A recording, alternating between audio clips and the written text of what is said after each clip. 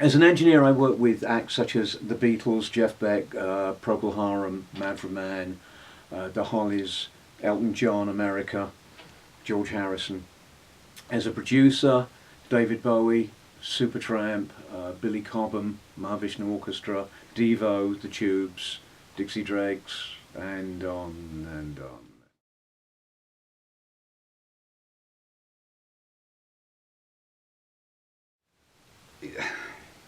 The question, what is your proudest achievement, is kind of hard to answer.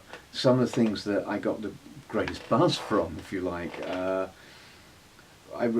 couple of years ago I was awarded a fellowship award from the APRS, Association of Professional Recording Services, and the other recipients that year, me amongst McCartney, Quincy Jones, Mark Knopfler, me, and I can't remember the fifth person, but that was quite a buzz. And to be given it by George Martin, who I started working with, and he was the first person to ever throw me out of a studio, that was amazing. That was absolutely amazing. There have been so many moments in my life that I guess I could be proud of.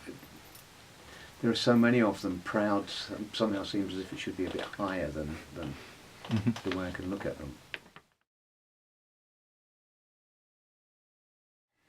In talking with students, one of the things that I try and do here, I don't know if I have actually done it, is just to try and bring back a little of what it used to be like when I was a part of what was the golden age of British recording.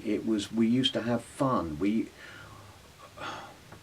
It was a whole different ball game, and we seem to be losing a lot of that. It's too many people now. It's looking at screens, not listening. And it's one of the things that I attempt to do here is try and get across that you need to listen. It needs to come from, music should come from here. It needs to move you.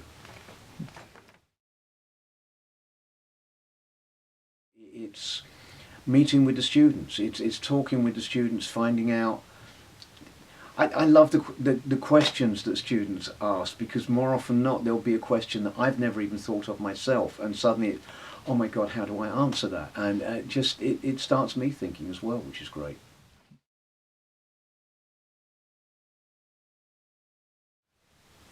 At this particular time in the business, it is really, really hard to get a gig.